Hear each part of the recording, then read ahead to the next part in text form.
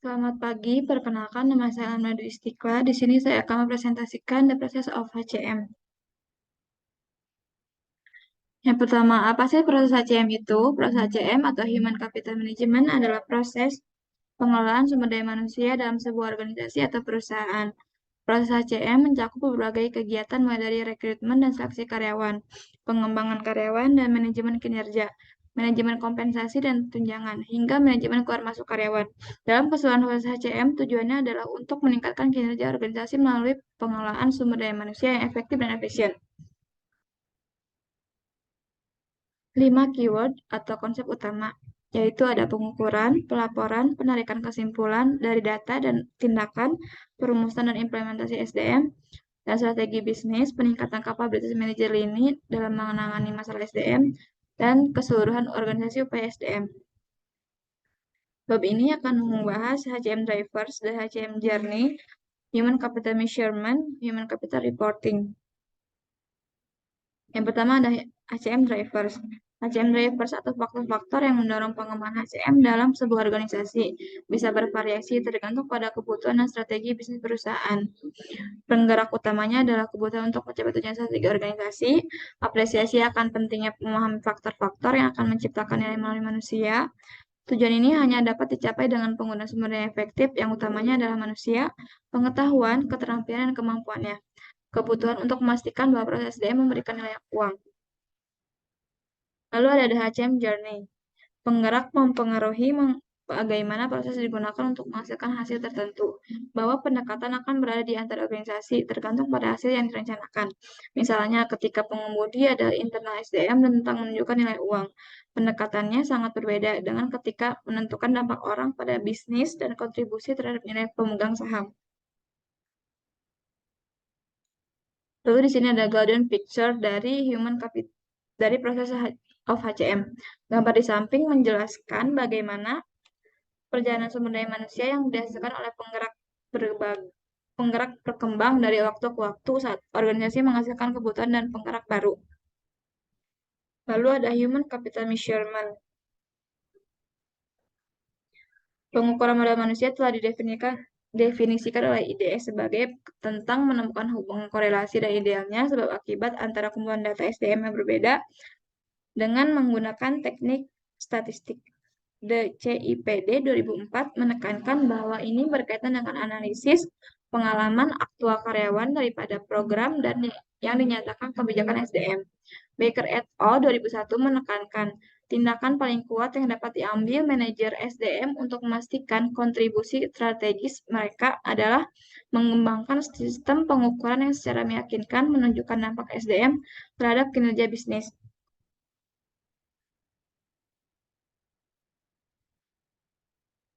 Lalu ada perlunya pengukuran modal manusia. Ada banyak kasus untuk mengembangkan metode menilai modal manusia sebagai bantuan untuk mengambil keputusan. Ini mungkin berarti mengidentifikasi pendorong manajemen orang-orang kunci dan memodelkan efek dari memvariasikannya. Sistem kinerja yang tinggi adalah bagian penting dari pendekatan ini karena pertama menghubungkan keputusan seleksi dan promosi perusahaan dengan model kompetensi yang divalidasi. Yang kedua, mengembangkan strategi yang memberikan dukungan tepat waktu dan efektif untuk keterampilan yang diminta oleh penerapan strategi perusahaan.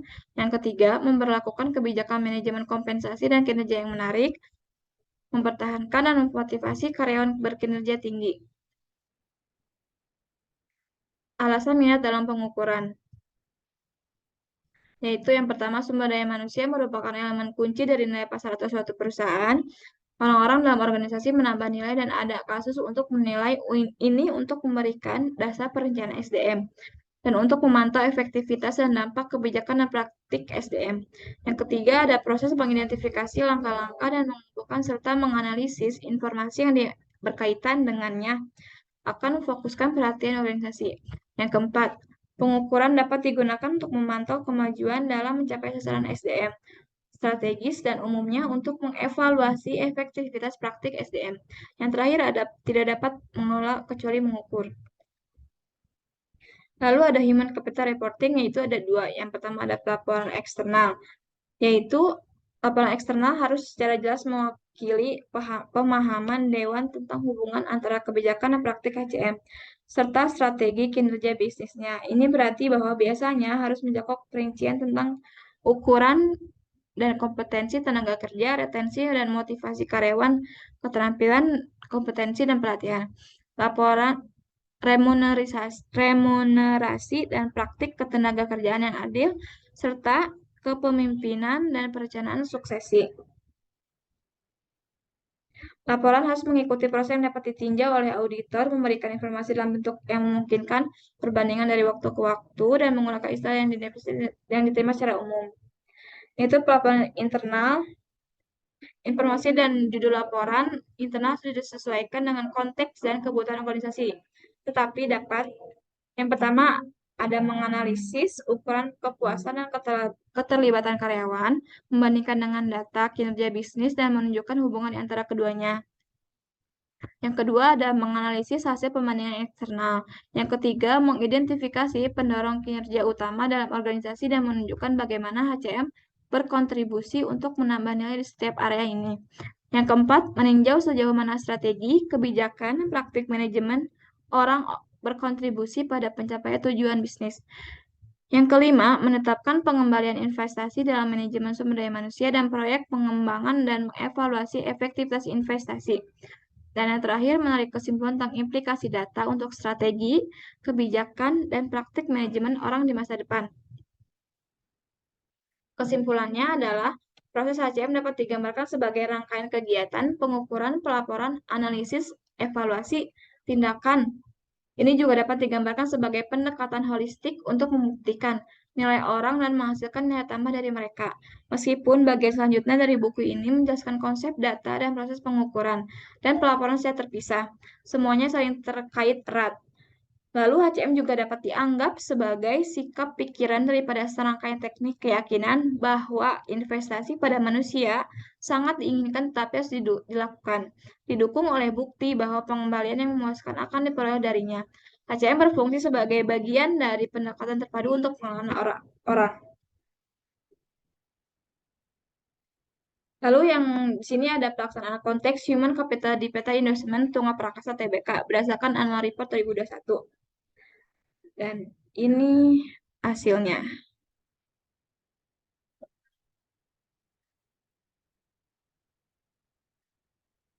Yang terakhir, sini saya akan memperlihatkan video proses HCM.